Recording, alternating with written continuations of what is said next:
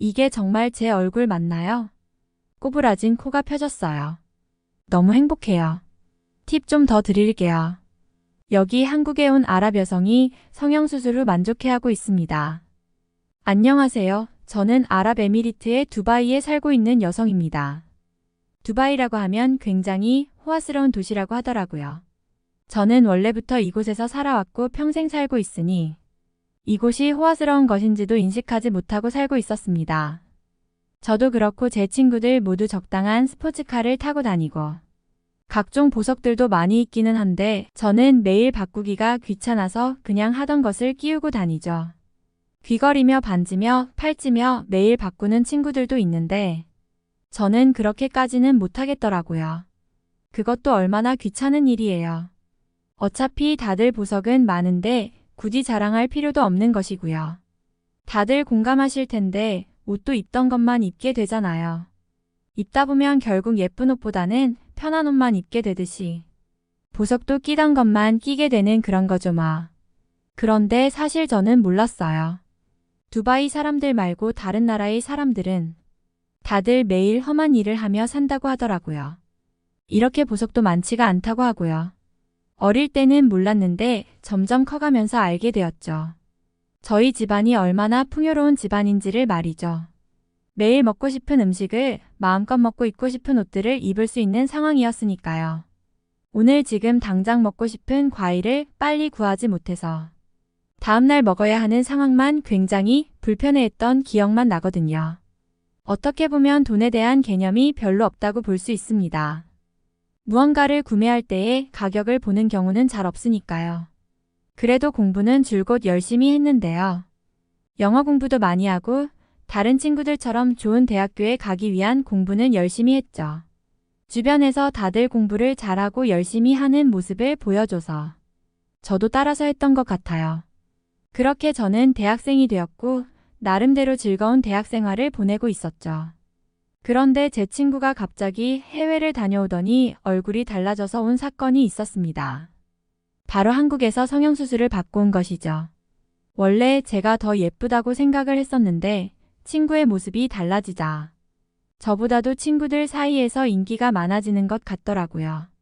제가 아무리 매부리코라서 꼬부라진 코를 지녔다고 해도 저 친구보다는 코가 높았고 눈도 더 커서 더 예쁘다는 소리를 자주 들었는데 친구가 성형수술을 하고 눈도 커지고 코도 높아져서 객관적으로 보아도 너무 예쁘게 생겼더라고요. 정말 저는 자존심도 상하고 질투도 났습니다. 공부나 그런 면에서 지는 것은 노력을 탓할 수 있지만 얼굴이 갑자기 저보다 높은 레벨로 바뀌는 것은 제가 노력할 수 있는 부분이 아니잖아요. 친구들을 전부 싸그리 제껴버리고 혼자만 최상위권의 얼굴을 지니게 되다니 이것은 여자로서 너무 자존심이 상해요. 저랑 같이 다니던 남자애들도 갑자기 저 친구와 놀아보려고 난리도 아니에요. 도저히 서러워서 학교를 다닐 수가 없을 지경이었어요. 제가 자존심이 센 편이라서 남들한테 지는 것을 싫어하는데 특히 얼굴이나 외모로 밀리는 것은 더욱 용납할 수가 없다고요. 그래서 저도 한국의 성형수술에 대해서 알아보고야 말았습니다. 두바이에서 한국이라는 나라는 굉장히 유명한데 성형수술도 굉장히 잘한다고 소문이 나 있더라고요. 한국은 두바이에 랜드마크인 부르즈 할리파를 지었다는 것으로 잘 알려져 있는데 건설뿐만 아니라 성형수술까지 최고의 기술을 지녔다더라고요. 부르즈 할리파는 정말 자주 놀러간 곳인데 항상 볼 때마다 멋있다고 생각했는데요.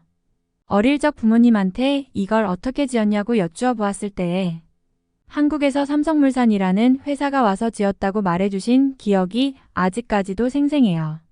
이 정도 높이에 200층이 넘는 건물은 세계에서 아직까지도 없다고 하더라고요. 이런 건축수를 지닌 나라라면 성형수술도 당연히 잘하겠더라고요.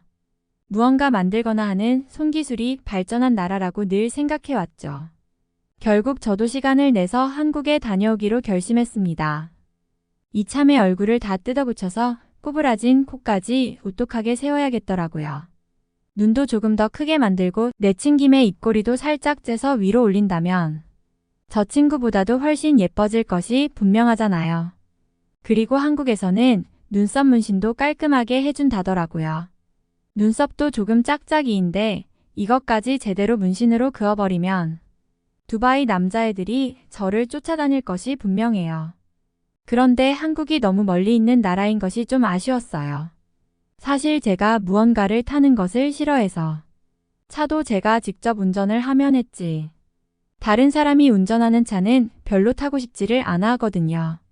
비행기는 오죽하겠냐고요. 역시 아무리 좋은 비행기에 좋은 좌석을 타고 가도 힘든 것은 마찬가지더라고요. 다리도 저리고 잠도 오지 않는데 굳이 잡으려고 애쓰고. 하여튼 이렇게 힘들지 않을 수가 없어요. 그리고 도착한 서울은 조금 신기했어요. 일단 날씨가 적당하고 동양 사람들이 많이 다니는 모습이 생경했죠. 두바이는 아주 큰 문제가 있는데 바로 너무 덥다는 것입니다. 한국은 사계절이 있다고 들었는데 제가 갔을 때는 9월 무렵이었고 햇빛이 강렬하지 않아서 정말 딱 좋았습니다. 사람이 살기 좋은 날씨라고 생각이 들었죠. 이곳에서 조금 더 시간을 보내고 두바이로 돌아가도 좋겠다고 느꼈습니다. 한국에서 가장 유명한 성형외과는 서울에 있었는데 덕분에 서울 구경도 즐겁게 했습니다.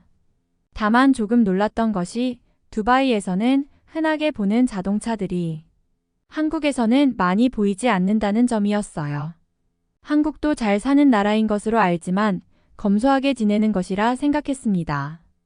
오래된 소형차들도 많이 보여서 신기하더라고요. 병원에는 의사와 간호사들이 정말 친절하게 진료를 해주었고 제 얼굴이 현재 상황에서 어떻게 변할지에 대한 가상의 사진까지 제공해 주었습니다. 너무 신기하더라고요.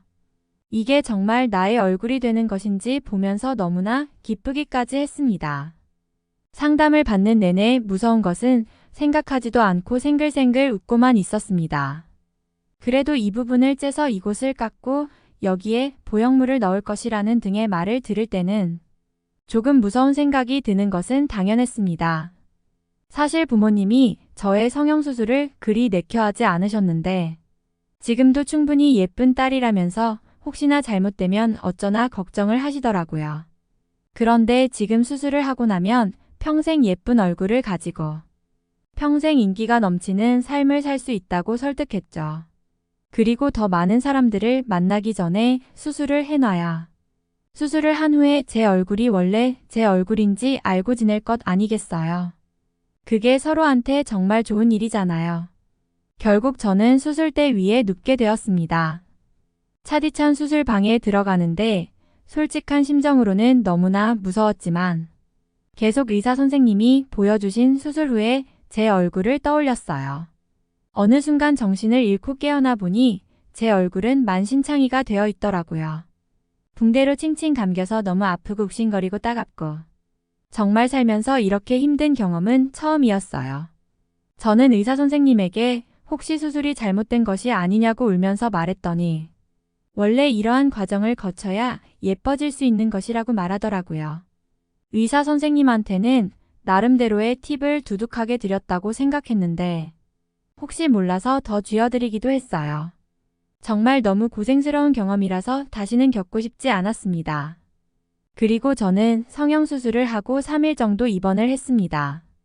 붓기도 생겼다가 조금씩 빠지고 아픈 것도 다행히 조금씩 줄어들더라고요. 그리고 거울을 보니 무언가 얼굴에 변화가 생긴 것이 느껴졌습니다. 의사 선생님은 곧 붓기가 빠질 것이고 그러면 더 오똑해진 코와 동그랗게 큰 눈, 예쁜 입꼬리를 선명하게 볼 수 있을 거라고 했죠. 저는 한국에서 조금 더 시간을 보내면서 얼굴 관리를 열심히 했습니다. 성형외과에서 통원 치료를 하면서 얼굴의 회복 기간을 가지게 되었고요. 한국의 이곳저곳을 방문해보는 시간을 가졌습니다. 한국의 랜드마크라고 하는 롯데월드 타워에도 가보았는데 확실히 석촌호수가 바로 앞에 있고 그 호수에서 반짝이는 타워 건물부터가 예뻐 보이더라고요. 건물의 디자인도 굉장히 둥그렇고 예쁘다는 생각이 들었습니다. 두바이의 건물들은 뾰족한 느낌인데 한국은 무언가 다른 느낌이라 새로웠습니다. 롯데월드에서 놀이기구를 타보고 싶었는데 제가 수술을 한 몸이라 아파질까봐 겁이 나서 타지는 못하고 구경만 했었네요. 근처에 올림픽 공원도 가서 걷기도 했는데 생각보다 굉장히 넓어서 전부 돌아보지도 못했습니다. 이렇게 큰 공원이 서울 한복판에 있다니 좀 신기했어요. 서울의 면적이 두바이보다 훨씬 작은 데도 있을 것은 다 있더라고요. 무엇보다 사람이 굉장히 많았고요. 그리고 그렇게 2주 정도가 지난 후 너무 기뻐서 하루하루가 정말 행복했습니다. 동그랗게 예쁜 눈이 보였고 더 이상 구부라진 코는 보이지 않고 똑바르고 뾰족한 코가 눈에 들어오기 시작했습니다. 입꼬리도 살짝 올라가서 정말 예뻐 보이더라고요. 이게 나의 얼굴이라니 정말 흥분이 되기도 했어요. 성형외과를 가는 마지막 날, 저는 병원의 분들에게 약소한 팁과 선물을 챙겨드리고서 아랍에미리트 두바이를 가는 비행기에 올랐습니다. 아직 수술한 티가 살짝은 나지만 조금만 있으면 자연스러워질 것 같았습니다. 비행기를 타는 것은 여전히 힘들고 답답하지만 이 순간만큼은 너무나 행복했습니다. 돌아가서 저를 만나는 저의 친구와 지인들이 저를 보면 놀라 자빠질 것이니까요. 실제로 한국에 오랫동안 다녀왔다고 반겨주며 마중 나오는 친구들은 저의 얼굴을 못 알아볼 뻔했다면서 너무 신기해하고 예쁘다며 칭찬이 일색이었습니다. 이 정도면 입꼬리를 위로 올라가게 하지 않았어도 앞으로 평생 동안 웃으며 지낼 정도의 변화였죠. 저보다 성형을 먼저 했던 제 친구를 만났는데 제 스스로는 제 얼굴이 낫다는 생각이 들더라고요. 그 친구도 저보고 더 예뻐졌다면서 칭찬을 해주는데 무언가 오묘한 생각이 들면서 오히려 그 친구한테 고맙다는 느낌을 받았어요. 그 친구가 한국의 성형외과를 알려주었고 결국 저까지 이렇게 큰 선물을 받고 온 것이니까요. 요즘 주변에서도 슬쩍 저한테 와서 제가 더 예쁘다는 말도 해주고 혹시 한국의 성형외과 이름과 주소 좀 알려줄 수 있냐는 말도 많이 들었습니다. 저를 보더니 곧바로 성형외과 예약을 했고 곧 한국으로 날아간다는 친구도 한 명 생겼고요. 그 친구도 얼굴이 어떻게 바뀔까 제가 다 궁금해요. 늘 자신의 튀어나온 턱이 콤플렉스라고 하는 친구였는데 턱을 살짝 넣고 얼굴을 동그랗게 만들기를 바라고 있어요. 잘 되었으면 좋겠다고 생각이 들더라고요. 그리고 저는 제 얼굴을 항상 볼 때마다 느끼고 있어요. 한국의 의료기술은 정말 세계 최고가 맞는 것 같아요. 부모님도 저의 코가 구부라진 것이 늘 신경이 쓰이셨던 모양인데 한국에서의 성형수술 이후에 너무 예쁘다고 늘 칭찬을 해주시곤 합니다. 주변에서 계속 칭찬을 듣고 다니니까 저의 자존감도 올라가는 것 같고 사람 자체가 엄청 밝아진다는 느낌을 계속 받고 있어요. 이러다가 다음에 또 한국에 가서 이번에 수술하지 못한 턱 부위까지 건드릴 수도 있겠다는 그런 생각이 들까봐 걱정이에요. 그래도 이제 성형수술은 하지 않으려고요. 더 예뻐지면 더 피곤해질 수도 있다는 생각이 드니까요. 이번 사연은 여기서 마무리하도록 하겠습니다. 끝까지 시청해주셔서 감사드립니다. 좋아요와 구독은 영상 제작에 큰 힘이 됩니다. 꼭 한 번씩만 눌러주세요. 감사합니다. 여기 억지로 한국에 출장을 가게 된 여성이 있습니다. 한국인들은 전부 더럽고 예의가 없다면서 질색팔색을 하고 있는데요. 중국 출장에서 고생을 하고 빨리 아시아를 떠나고 싶어 했지만 끌려가다시피 한국행 비행기를 탔다고 합니다. 중국에서 도대체 어떤 일들을 겪었기에 한국을 싫어하게 되었는지 오늘의 사연 시작합니다. 안녕하세요. 저는 미국에서 배터리 납품 회사에 다니고 있는 라일리라고 합니다. 이번에 저희 직원들 중 일부는 중국으로 출장을 가게 되었는데요. 중국에는 배터리 관련된 굉장히 많은 특허가 있고 특히 전기차 관련해서 나름 유망한 나라라고 알고 있죠. 저희 회사에서는 저렴하면서도 고품질의 배터리 공급을 필요로 하고 있고 공급처를 찾아서 완성차 업체에 넘겨야 하는 막중한 임무를 해야 하는 상황이죠. 이번에 출장을 가게 된 직원들은 모두 아시아 여행이 처음이기 때문에 무척이나 기대하고 있습니다. 아시아는 케이팝이 유명하다고 알고 있고 불고기나 비빔밥 등의 음식들과 새롭고 재미있는 볼거리들이 많다고 들었거든요. 저희 회사에 중국계 직원이 있어서 중국에 대한 이야기를 들을 수 있었고 평소에 알지 못했던 아시아에 대한 새로운 사실을 접할 수 있는 행운이 있었죠. 중국은 지도상 아시아에서 가장 큰 나라이며 일본이나 한국을 쥐고 있으니 중국을 가면 아시아를 전부 본 것과 다름이 없다고 하더라고요. 그 직원의 말을 아주 믿을 수는 없지만 미국보다도 더 볼거리가 많고 놀거리가 풍부한 나라가 바로 중국이며 가는 순간부터 중국인인 자신을 부러워하게 될 거라고 할 정도였죠. 저희 직원들은 총 5명이서 출장 계획이 잡혔고 그들끼리 따로 만나서 출장 전 교육도 받고 친목도 모두 했어요. 중국에서는 녹차, 홍차 등 차가 유명하기 때문에 각종 차 관련 용품을 살 생각이었죠. 그렇게 중국으로 떠나는 날이 되었어요. 캐리어 안에 각종 짐을 가득 담아서 화물로 붙이며 여행의 설렘을 만끽했죠. 비행기 안에서는 서로 출장 관련 중국 자료를 보면서 중국에 대해 이야기를 나누었고요. 그리고 비행기에서 내려 공항에 도착한 순간 저희들은 모두 충격에 빠지고야 말았습니다. 사람들은 저희들을 밀치면서 지나다니고 있었으며 공항 바닥에 여기저기 널브러진 쓰레기들이 엄청나게 많더라고요. 심지어 화물로 온 캐리어를 건네는 직원들도 저희에게 짜증을 부리더라고요. 알 수 없는 중국어를 하면서 저희에게 소리치는데 정말 무서울 지경이었습니다. 그리고 입국 심사 또한 저희에게는 굉장히 불편한 시간이었죠. 전산화가 제대로 되지 않았는지 여권을 일일이 손과 눈으로 검토할 정도였으니까요. 무언가 잘못되었음을 직감하고 조심히 다니자며 서로 손을 잡았죠. 그런데 골목에 있는 작은 식당에서 대충 밥을 먹고 목적지로 향하는데 먹은 음식이 잘못되었는지 저희 5명 중 3명이 배탈이 나고 말았고 계속 화장실을 들락거리면서 고생을 해야만 했는데요. 그보다 더 심한 고통은 화장실에 있었습니다. 중국에 화장실 갈 때마다 모든 화장실에서 최악의 상황을 겪어야만 했거든요. 이곳은 미국과 정말 상상할 수도 없는 정도로 많은 차이가 있더라고요.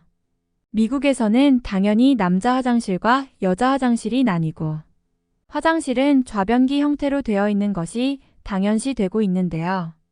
중국은 전부 쪼그려서 용변을 보아야 하는 것은 물론이고 남자와 여자 화장실의 구분이 없는 상황이더라고요. 그런데다가 화장실에는 칸막이나 문이 전혀 없었기 때문에 바로 앞에서 낯선 중국인 아저씨와 눈을 마주쳐야만 했거든요. 화장실에 갈 때마다 알 수 없는 악취에 시달려야 했으며 혹시나 범죄가 일어나지 않을까 걱정을 해야만 했죠. 저희끼리라도 남자 직원과 여자 직원은 따로따로 같은 화장실을 이용했는데 참 모양새가 이상한 상황이 될 수밖에 없었습니다. 저희는 다시는 길거리 식당이나 골목길 식당은 이용하지 않기로 결심했고 차라리 편의점이나 슈퍼마켓에 들러서 빵이나 간식을 먹기로 했는데요. 잠시 편의점에서 간단히 간식을 사서 길거리에서 먹고 있는데 대뜸 중국의 경찰이 저희에게 와서 신분증을 제시하고 비용을 달라고 하더라고요. 영어도 사용하지 못하는 경찰들이었기에 저희의 구글 번역기를 통해서 서로 소통을 해야 했죠. 그리고 이곳은 취식이 안 되는 구역이라면서 다짜고짜 벌금을 물어야 한다고 하더라고요. 저희는 당연히 그런 구역이 있는 줄도 몰랐고 길에서 빵 하나 먹은 게 그렇게 큰 범죄가 되리라 생각하지 못했기에 어안이 벙벙할 수밖에 없었습니다. 그들이 제시하는 벌금은 한국 돈으로 5만 원 정도였기 때문에 그냥 똥 밟았다고 생각하고 비용을 지불할 수밖에 없었죠. 그런데 나중에 듣기로는 그런 벌금은 존재하지 않고 그들은 가짜 경찰일 거라는 말을 듣게 되었을 때 정말 충격이었습니다. 중국에는 경찰마저도 가짜가 있으며 외국인을 상대로 삥을 뜯고 있다고 하니까요. 그래도 저희들은 회사에서 출장을 보내준 목적에 맞게 중국의 거래처와 미팅을 했고 나름대로 합리적인 가격에 배터리 납품 계약을 맺었죠. 계약서와 서류들을 회사에 보내자 회사에서는 중국이 어떠냐, 출장 겸 여행을 가게 돼서 재미있게 시간 보내고 있느냐 등 정말 수많은 직원들의 질문이 있었고 저희는 이렇게 답변을 했죠. 이곳은 마치 초대형 감옥에 있는 것과 같다는 생각이 들고 지금도 배탈 때문에 고생하고 있다고요. 만약 제가 상비약으로 들고 온 지사제가 없었더라면 여기 있는 모든 직원들은 마지막 날까지 창백해진 얼굴로 화장실을 들락거렸을 것이 분명하죠. 그런데 회사에서 갑자기 긴급 출장 메시지가 도착하더라고요. 중국 옆에 한국이 있는데 그곳으로 출장을 가서 한국 측 업체와 배터리 공급 계약을 해야 한다면서요. 원래 한국에서 거부했던 건이었는데 거래가 성사되었고 저희 측에서 한 사람 이상의 직원이 가서 현지 상황을 확인하고 도장을 찍는 것이 목적이라고 했죠. 한국 출장은 중국 출장 마지막 날에 한국행 비행기 표를 받아서 바로 출발하는 것이고 한국에서 3박 4일 동안의 일정이 있다고 하는데 저희들 중에서 그 누구도 한국을 가고 싶어 하는 사람은 없었습니다. 한 직원은 이런 말을 했죠.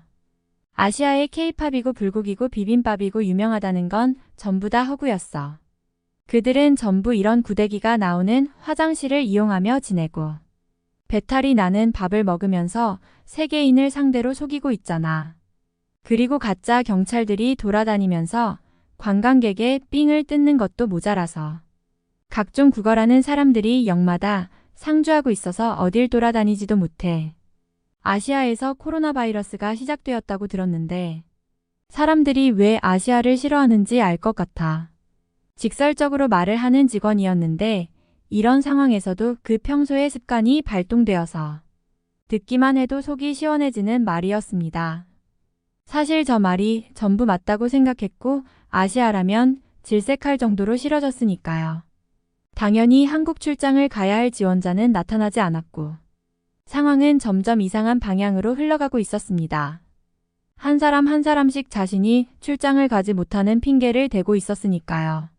직원들의 핑계들은 나름대로 납득할 만한 것들이었죠. 아이가 있어서 엄마 너무 오래 떨어져 있기 때문에 지금 아이가 우는 것을 달래러 가야 한다는 직원에 회사 도착하자마자 급한 거래처 미팅이 잡혀 있다는 직원, 할머니의 생신 기념 가족 여행이 있다는 직원 등 가진 이유로 한국 여행을 꺼려 하더라고요. 자연스럽게 화살은 그들 중 가장 어린 저에게로 향했고 순식간에 제가 한국행 티켓의 주인공이 되어버리더라고요. 부모님께 전화를 드려서 출장이 길어질 것 같다고 말씀드리고 목적지가 한국이라고 알려드렸더니 부모님께서는 중국보다 더 위험한 나라가 한국이며 한국은 전쟁 위험까지 있는 나라인데 여자 혼자서 가는 것은 말이 안 된다고 하셨죠. 한국은 치안의 문제가 많은 나라이고 중국에서보다 더 고생을 할 것이라면서 급기야 어머니께서는 눈물까지 보이시더라고요. 회사에서 월급을 많이 주는 것도 아니고 복지가 아주 좋은 편도 아니면서 무서운 나라만 보낸다며 이번 기회에 회사를 옮기거나 그만두고 부모님의 자영업을 물려받으라고 하시는데 부모님의 가업을 물려받기가 너무 싫어서 회사를 선택한 저로서는 우선 한국에 가서 부딪혀 본다고 말씀드리고 씩씩하게 한국행 비행기를 탑승했습니다. 혼자 그 먼 거리를 다니게 되었으니 굉장히 떨리기도 하고 무서웠지만 한국 소속의 여객기는 무척 편안하고 친절하더라고요. 승무원들은 저의 짐을 싣거나 기내식 서비스를 도와주기도 했고 능숙한 영어로 친절하게 안내를 해주었죠. 그렇게 한국의 인천공항에 도착한 후에 저는 신세계를 온 것과 같았습니다. 당연히 중국의 공항처럼 냄새가 나고 불편하리라 생각했던 것은 전혀 없고 무척 쾌적하면서도 깔끔한 모습과 세련된 인테리어가 눈에 들어왔죠. 입국 심사도 미국보다도 선진화된 전자식으로 간편하게 이루어졌기 때문에 줄 서는 시간도 무척 단축시킬 수 있었습니다. 심지어 공항 내 식당도 많이 마련되어 있어서 밥을 먹기에도 좋았는데 반찬을 무한정 퍼먹을 수 있다는 점이 정말 매력적이었죠. 무엇보다도 화장실에서 놀랐는데요.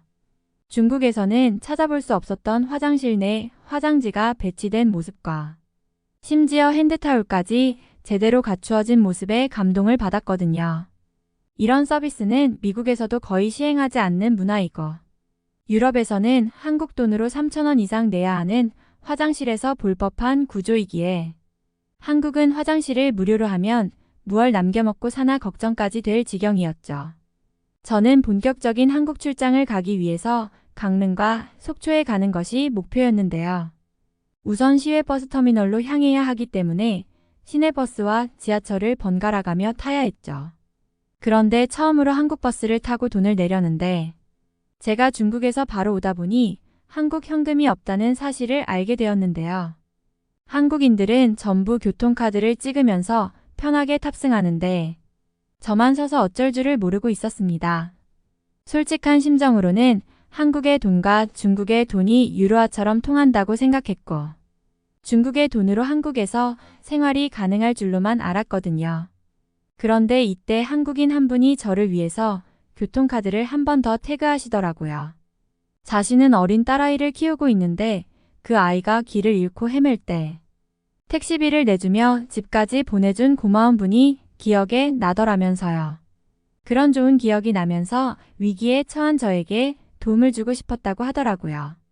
딱 봐도 관광객이라 길을 찾기도 힘든 외국분을 보며 그냥 지나칠 순 없었다면서요. 한국에는 이렇게 좋은 분들이 많고 인심이 좋다는 생각이 들어서 무척 감동스러웠습니다. 그분 덕분에 제대로 도착할 수 있었고 버스터미널에서 표를 예약하고 바로 탑승하게 되었는데 살면서 그렇게 생긴 버스는 처음 보았습니다. 한 줄에 보통의 버스는 4명씩 앉는데 이 버스는 오직 3번을 선택한 것이죠. 의자를 아주 편하게 뒤로 눕힐 수도 있으며 독립된 좌석이기 때문에 타인과의 접촉도 하지 않아도 되어서 좋았죠. 그리고 좌석마다 배치된 터치 디스플레이로 영화도 볼 수 있고 화장실에 가고 싶을 때에 누르면 가장 가까운 화장실로 보내준다는 내용이 있어서 무척이나 기대가 되고 특별해진 기분을 갖게 되는 배려라 생각했습니다. 실제로 그 버튼을 누른 어떤 한국인 아저씨의 요청대로 가까운 화장실인 졸음쉼터로 향해서 볼일을 볼 수 있었죠. 이제 세상에 두려울 것이 없다는 표정으로 돌아오는 모습이 아주 인상 깊었습니다. 그리고 저는 강릉에 도착할 수 있었습니다. 강릉에 있는 회사는 저를 맞이해주기 위해서 정말 많은 노력을 해주신 것이 보였습니다. 저는 이왕 한국의 강릉과 속초에 온 김에 놀거리를 찾아 헤맸는데요. 바로 강릉 대관령 목장에 가기로 결정했고 그곳에서는 마치 알프스 산맥에 온 것과 같은 새로운 분위기로 제게 큰 힘을 실어주었죠.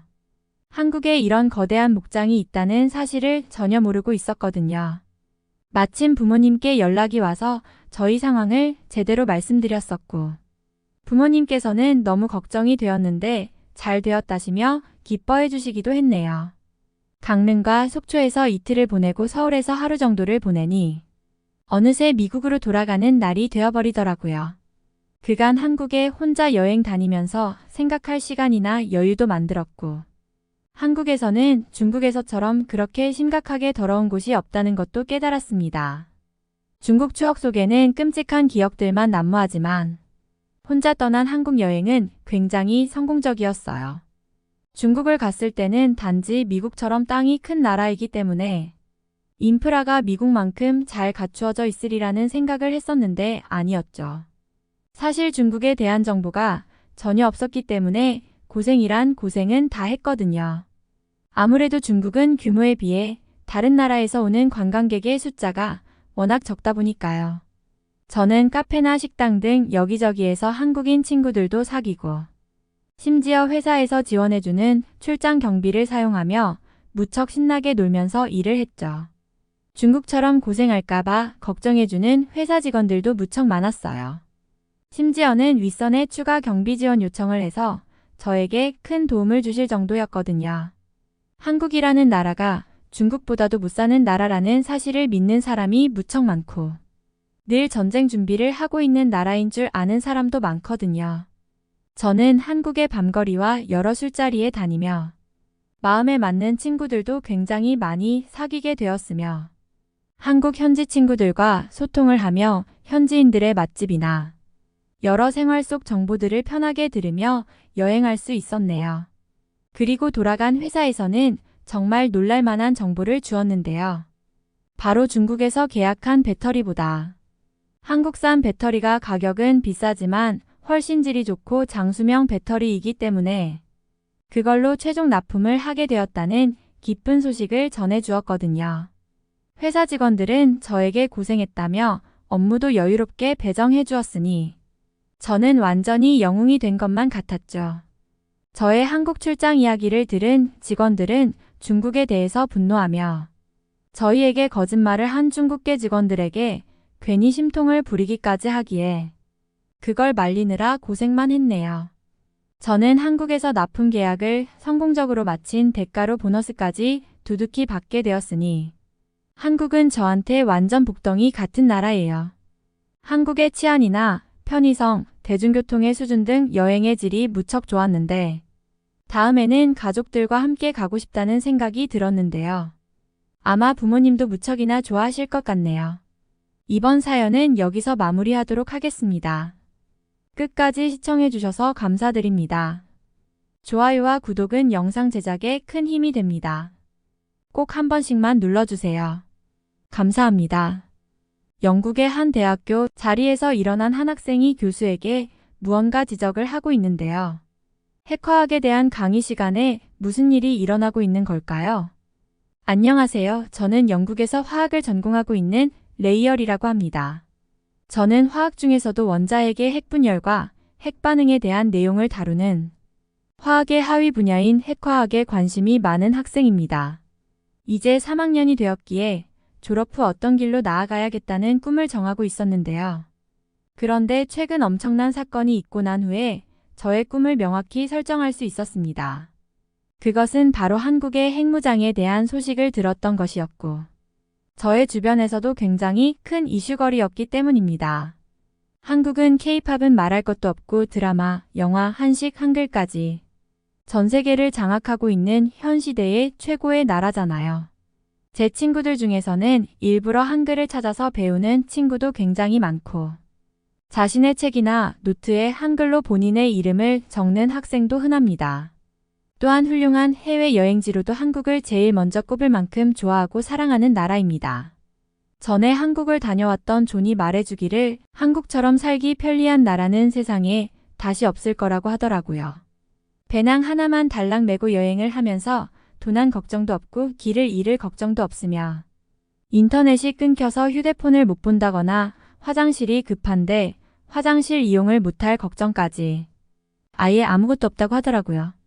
아마 단순히 몸만 한국으로 떠나더라도 아무런 문제가 없을 정도라고 했거든요.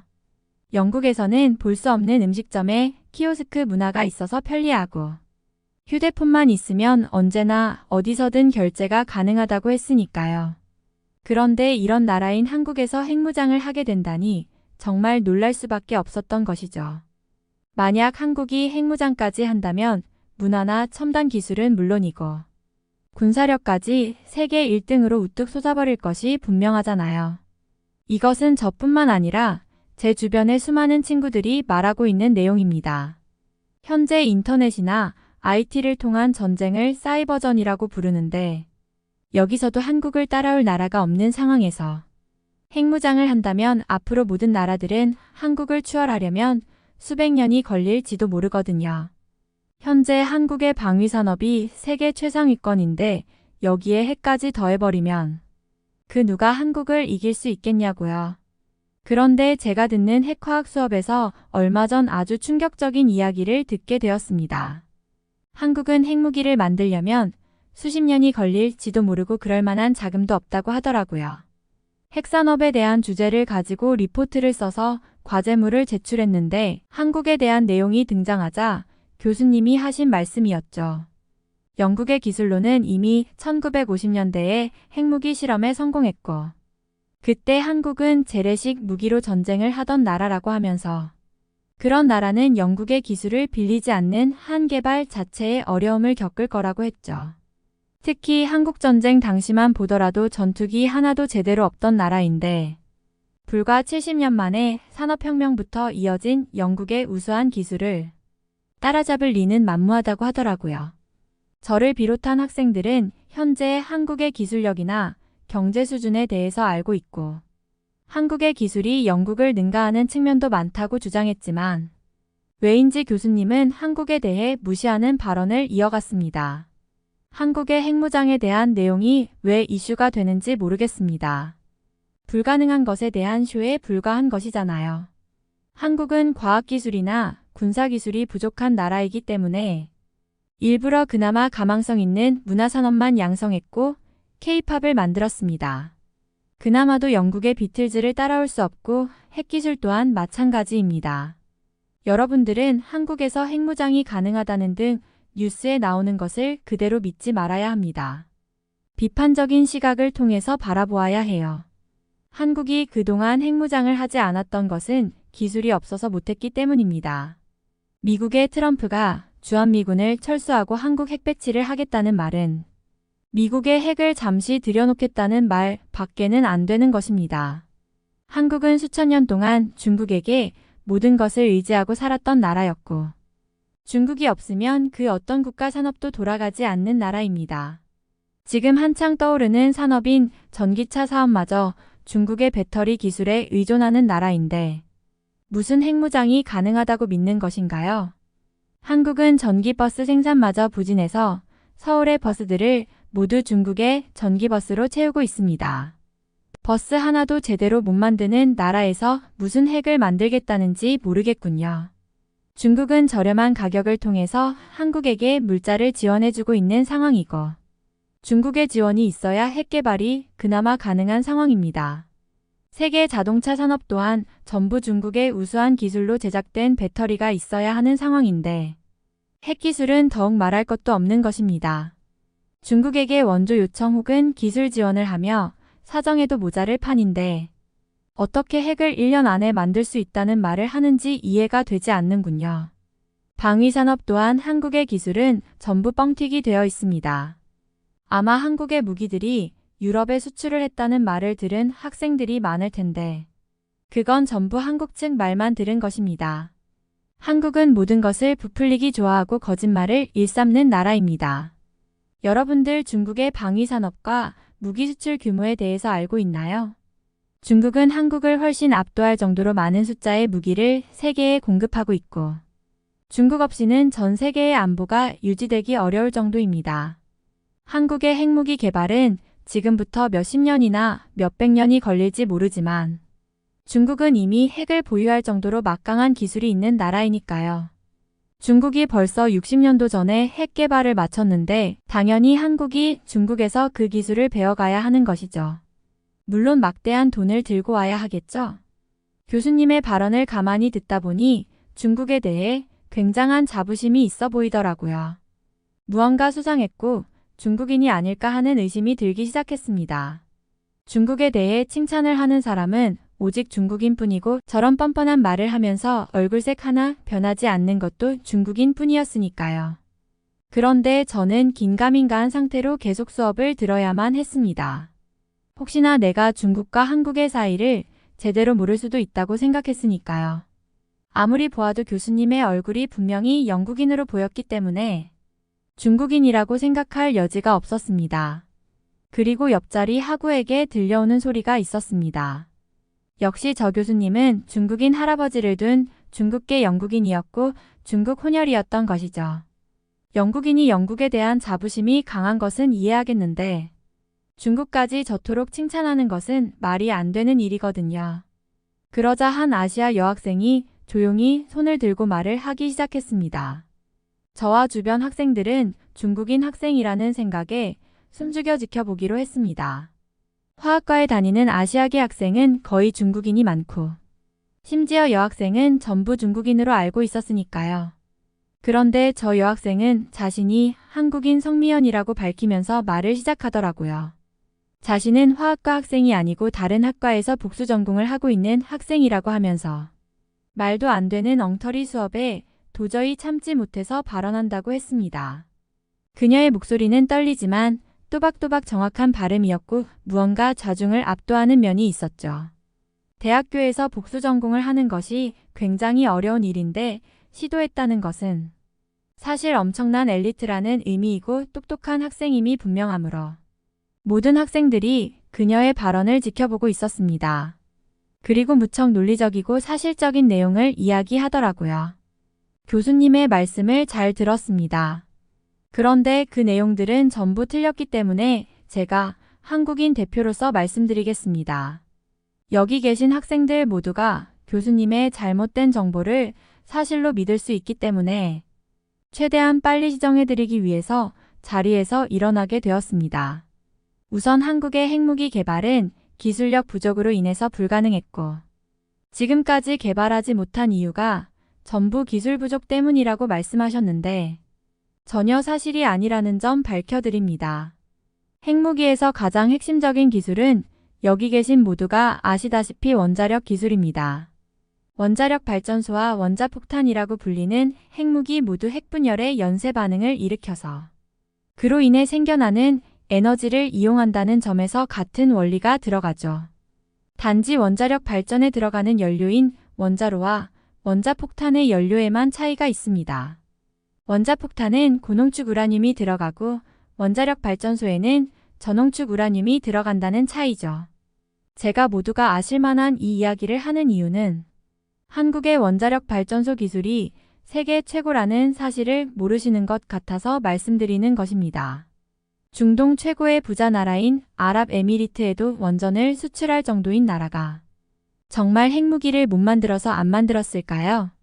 교수는 무언가 말을 하려고 하다가도 미현의 말을 드러나 보기로 했는지 무시하는 듯한 표정으로 쳐다보았습니다.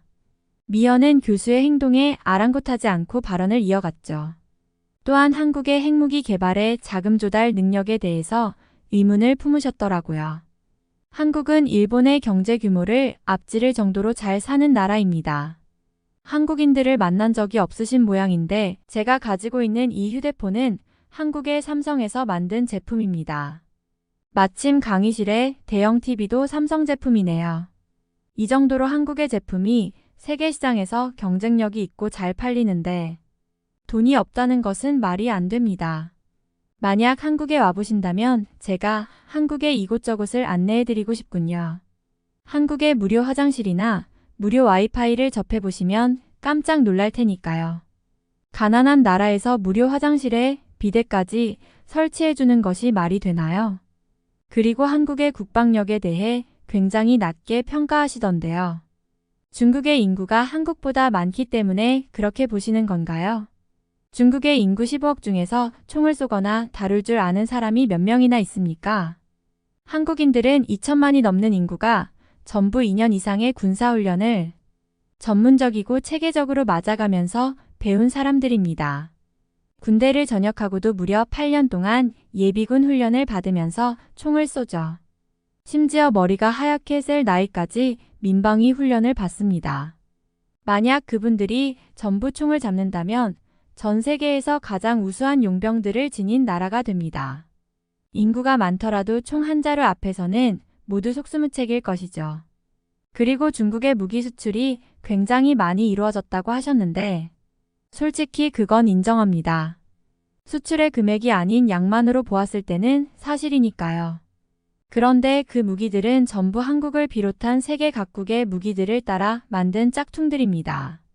독자적으로 생산한 모델이 거의 전무한 수준이고 수출한 무기들의 대부분은 동남아시아를 비롯한 개발도상국에 팔려나갔습니다. 즉 무기의 구색이 필요한 곳에만 팔린 것이고 정말 전쟁 위험이 있는 나라에는 팔리지 않았던 것입니다.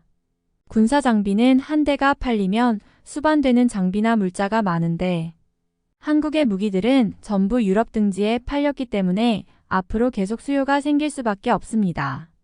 갑자기 교수는 다급하게 잠시만을 외치더니 유럽 전체에 한국산 무기가 들어온 것이 아니고 일부 나라에만 들어온 것을 왜곡해서 말하는 것을 삼가야 한다고 말하더라고요. 그러자 미현은 갑자기 주문을 외우듯이 말을 하는데 모두가 놀랐습니다. 폴란드, 호주, 이집트, 우크라이나, 튀르키예, 노르웨이, 핀란드, 에스토니아, 루마니아, 페루, 베트남, 말레이시아 등이 있는데 더 말할까요? 아, 영국도 K9 자주포를 살 뻔한 거 아시나요? 미현의 똑부러지는 말투의 교수님은 꿀먹은 벙어리처럼 부들부들 거리고 있더라고요. 곧바로 미현은 말을 이어갔습니다. 그리고 중국의 전기차를 언급하셨는데 중국산 배터리는 단지 저렴하다는 것만 장점이 있고 폭발 위험이나 화재 위험이 있습니다. 중국산 배터리는 LFP 배터리라고 불리고 굉장히 낮은 에너지 밀도를 지녔죠. 수명도 짧고 무게도 무거우며 철이나 인산 등 저렴한 재료로 만들었기에 재활용이 안 됩니다. 한국산 배터리는 3원계 배터리라 하고 수명도 길고 무게도 가볍고 안전성 또한 굉장히 우수합니다. 또한 니켈, 코발트, 망간이라는 굉장히 고급 재료를 사용했기 때문에 재활용이 가능하죠. 중국산 배터리는 땅에 묻어야 하기에 비친환 경적이지만 한국산 배터리는 재사용이 가능하기에 매우 친환 경적이죠. 애초에 중국산과 한국산 배터리를 비교한다는 것 자체가 굉장히 불쾌한 것입니다. 교수님이 그렇게 말도 안 되는 주장으로 한국을 비하하셔도 소용없습니다. 한국의 핵무기는 시작과 동시에 만들어질 것이며 그 개발 속도는 인류 역사상 가장 빠른 속도가 될 것이라는 전문가들의 의견이 있는데 왜 거짓말을 하시나요? 한국인의 이러한 발언에 강의실의 모든 학생들은 일제히 박수갈채를 쏟아부었고 쑥스럽지만 할 말을 다 마쳤다는 안도의 표정으로 자리에 앉는 여학생의 얼굴이 보였습니다. 그리고 학생들이 전부 교수에게 항의를 하기 시작하더라고요. 누가 들어도 저 한국인 학생의 말이 맞는 말이고 현재 화학과 핵화학을 배우는 입장에서 한국의 핵융합 기술이 세계적인 수준인 것도 부인할 수가 없다고 했죠. 실제로 한국의 우수 논문들을 많이 읽어보았고 대충 대학교 1년 정도만 다녔어도 한국 과학기술력의 수준을 인정할 만도 한데 저 교수는 계속 사실을 인정하지 않고 자신의 아집만을 드러내면서 중국과 한국만 비교하고 있었으니 안타깝기 그지없었습니다. 교수는 한국인 여학생에게 그 자료를 전부 정리해서 제출하라는 지시를 했고 정확한 근거도 없는 말을 하는 것은 대학생답지가 않다고 말하더라고요. 그리고 수업을 마친다고 하면서 괜히 고개를 빳빳이 세우고 나가버렸습니다. 한국인 학생 미연이는 졸지에 화학과 학생들의 스타가 되었죠. 가뜩이나 저 교수가 마음에 들지 않은 상황이었는데 미연이 완벽하게 이겨서 교수를 내몰았으니까요. 저희 모두는 한국 학생과 친해지고 싶다는 생각이 있었는데 마침 미연을 만나게 되어서 굉장히 반갑다고 말을 걸었고 한국의 군사력이나 경제력이 강한 이유가 무엇인지 알 수 있었습니다. 한국은 바로 이런 학생들을 길러내는 나라였기에 기술은 물론이고 K-팝이나 문화까지 전 세계를 지배할 수 있었다는 사실을 깨달았죠. 중국인들은 분명 한국에 대한 자격지심이 있었던 것이고 그러한 열등감 때문에 한국과 관련된 내용이 나오면 버럭 화부터 내는 것이죠. 바로 옆에 있는 나라이니 괜히 의식하게 되는데 중국의 기술로는 도저히 한국을 따라갈 수가 없는 상황이니 인구수나 나라의 땅덩이 크기만을 앞세워서 한국을 흉보는 것입니다. 어쨌든 그날 저는 핵무기에 관한 연구를 하는 연구원이 되어야겠다는 생각을 했습니다. 우선 한국 여행을 통해서 한국의 이곳저곳을 살피며 좋은 기운을 받고 싶고 한국어 공부도 꼭 해서 한국에서 일을 하고 싶다는 생각이 들더라고요. 저렇게 똑똑하고 멋진 청년들이 많은 한국에서 일을 한다면 저도 배울 점이 많을 것이고 성장한다는 기분이 들 테니까요. 한국이 핵무장으로 엄청나게 강한 나라가 되기 전에 얼른 미리 한국어를 배워두고 한국에 취업을 하고 싶다는 생각만 들 뿐입니다. 이번 사연은 여기서 마무리하도록 하겠습니다. 끝까지 시청해주셔서 감사드립니다. 좋아요와 구독은 영상 제작에 큰 힘이 됩니다. 꼭 한 번씩만 눌러주세요. 감사합니다.